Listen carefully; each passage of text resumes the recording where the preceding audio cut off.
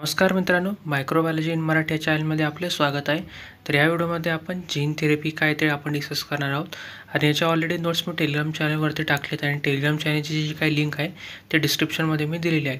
तर या व्हिडिओमध्ये आपण जीन थेरपीचे ॲप्लिकेशन, बेनिफिट्स, त्याचे लिमिटेशन आणि त्याचे टाईप्स वगैरे काय आणि कोणत्या मेथडद्वारे हे जी काही जीन थेरपीची प्रोसेस आहे ती घडते ते आपण पाहूयात.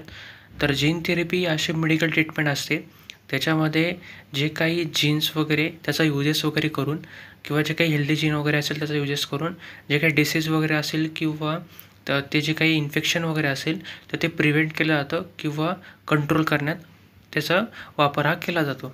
याच्यामध्ये काय केलं जातं, हेल्दी कॉपीज जे काय असतील ते इंट्रोड्यूस केल्या जातात सेलमध्ये, जे की फॉल्टी जीन आणि मिसिंग जे काही जीन असतात तर ते रिप्लेस केल्या जातात हेल्दी कॉपीजसोबत किंवा हेल्दी जीनसोबत, जेणेकरून जे काही सेल वगैरे असेल पुढे जाऊन जे काही करेक्ट प्रोटीन वगैरे असेल त्याचं प्रोडक्शन वगैरे केले आणि त्याचं जे काही नॉर्मली फंक्शन वगैरे आहे ते रिस्टोर होण्यात मदत होते जीन थेरपीद्वारे.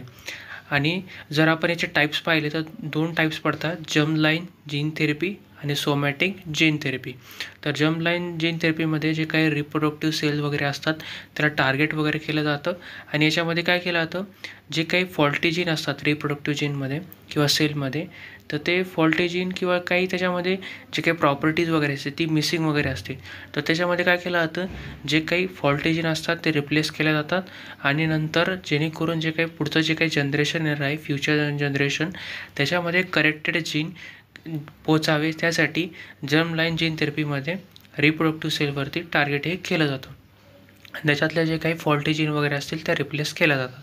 सोमॅटिक जीन थेरपीमध्ये जे काही नॉन प्रोडक्टिव्ह जे काही सेल वगैरे असतात, बाकीचे जे सेल असतात ते ट्रीटेड वगैरे केले जातात जेणेकरून जे काही प्रोटीनचं प्रोडक्शन वगैरे असेल ते नीट होईल आणि तसंच जर जे काही त्याचं नॉर्मल फंक्शन वगैरे आहे ते कॅरी आउट होण्यासाठी जे काही सोमॅटिक जीन थेरपीचा वापर हा केला जातो. तर त्याच्या मेथड वगैरे काय म्हणजे वेगवेगळ्या मेथडद्वारे किंवा वेगवेगळ्या टेक्निकद्वारे जे काही जीन थेरपी आहे ती केली जाते. पहिलं आहे व्हायरल वेक्टर. त्याच्यामध्ये एडिनो व्हायरस आणि लेंटी व्हायरस असे वेगवेगळे जे काही व्हायरसचे जे काही वेक्टर वगैरे असतील ते वापरले जातात. म्हणजे ह्या व्हायरसचा वापर ॲज अ ट्रान्सपोर्टर म्हणून केला जातो. तर या व्हायरसमध्ये जे काही हेल्दी कॉपीज असतात ते इनकॉर्पोरेट केल्या जातात आणि नंतर मग त्या सेलमध्ये इंट्रोड्यूस केल्या जातात आणि त्या सेलमध्ये इंट्रोड्यूस केल्यानंतर जे काही हेल्दी जीन वगैरे असतील ते रिप्लेस केल्या जातात जे काही फॉल्टी जीनच्या अगेन्स्ट आणि नंतर मग जे काही नॉर्मल फंक्शनिंग वगैरे आहे ते जीन एक्सप्रेशन नंतर चालू होतं. त्याच्यानंतर नॉन व्हायरल वेक्टरसुद्धा याच्यामध्ये वापरले जातात. त्याच्यामध्ये लिपोझोम्स आणि पार्टिकल वापरले जातात आणि जीन एडिटिंग थ्रू म्हणजे जे काही CRISPR किंवा Cas9 जे काही ह्याच्या टेक्निक आहे याच्यावर काय केलं जातं, जे काही फॉल्टी जीन आहे ते एडिट केले जातात म्हणजे ते पूर्णपणे काढले जातात आणि ते त्याच्या जागी न्यू कॉपीज जे काही हेल्दी कॉपी तिथं टाकल्या जातात.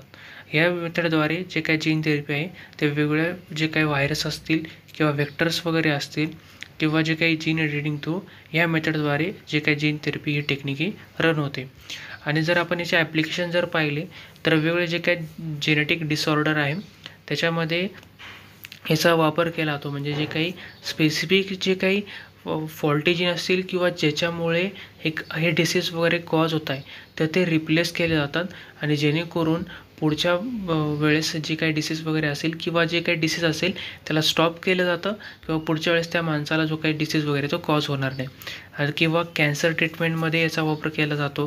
तसंच जे काही रिअर डिसीज वगैरे आहेत, मस्क्युलर डिस्ट्रॉफी किंवा हिंगिंटन जो काही जे डिसीज वगैरे आहे त्याच्यामध्ये याचा वापर केला जातो. जे काही इनहेरिटेड डिसीज आहे, थॅल्सिमिया, हिमोफिलिया अशा वेगळे जे काही इनहेरिटेड डिसीज आहे तर त्याच्यामध्ये सुद्धा जीन थेरपीचा वापर केला जातो. म्हणजे स्पेसिफिक जे काही फॉल्टी जीन असतील किंवा स्पेसिफिक जीनमुळे हे जे काही डिसीज कॉज होत आहे तर त्याला रिप्लेस केलं जातं आणि जे काही डिसीज जे काही आहे त्याचं प्रिव्हेंट हे केलं जातं. तर हे त्याचे ॲप्लिकेशन झाले. आता त्याचे बेनिफिट होऊया. तर मग जास्त प्रमाणात जे काही जेनेटिक डिसीज वगैरे असेल ते क्युअर करण्याची याच्यात ॲबिलिटी आहे. तसंच जे काही डिसीजचं जे काही सिम्पटम आहे ते याच्यामुळे रिड्यूस होत आहे आणि जे काही ट्रान्समिशन असेल म्हणजे आपण जर पाहिलं याच्यामुळे रिप्रोडक्टिव्ह सेलमध्ये सुद्धा आपण चेंजेस वगैरे करू शकतो. त्याच्यामुळे जे काही करेक्टेड जीन असेल तेच फ्युचर जनरेशनला पास आउट होतील. त्यामुळे जे काही डिसीज ट्रान्समिशन वगैरे असेल पुढच्या ऑफस्प्रिंगकडे ते त्याचं जे काही रिस्क वगैरे आहे तो कमी होतो. आणि जर आपण याचं पाहिलं तर याचे बेनिफिट्स पण आहेत, तसंच त्याचे लिमिटेशन पण आहेत.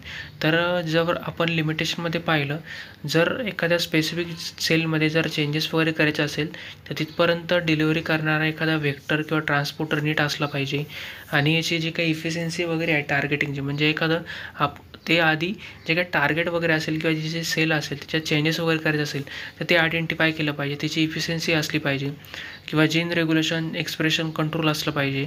तसं जर आपण पाहिलं इम्युनो रिस्पॉन्स याच्यामध्ये जनरेट होऊ शकतो. तसंच एथिकल कन्सिडरेशन जे काही होतं आहे तर ते सुद्धा याच्यामुळे होऊ शकतं. कारण काय होतं, एक जर आपण जीन एक्सप्रेशन एकदा जे काही फॉल्ट आपण नीट जे काही चेंजेस वगैरे केले नाही किंवा टार्गेट हे आपण आधी आयडेंटिफाय केलं नाही आणि डायरेक्ट आपण रिप्लेसमेंट केली तर त्याच्यामुळे वेगवेगळे अजून डिसीजसुद्धा याच्यामुळे कॉज होऊ शकतात. तर हे झाले त्याचे लिमिटेशन. आणि आपण या व्हिडिओमध्ये जीन थेरपी म्हणजे काय ते आपण डिस्कस केलं. जर तुम्हाला माझा व्हिडिओ इन्फॉर्मेटिव्ह वाटला असेल नक्की व्हिडिओ लाईक करा, चॅनल सबस्क्राईब करायला विसरू नका. चला भेटूया पुढच्या व्हिडिओमध्ये.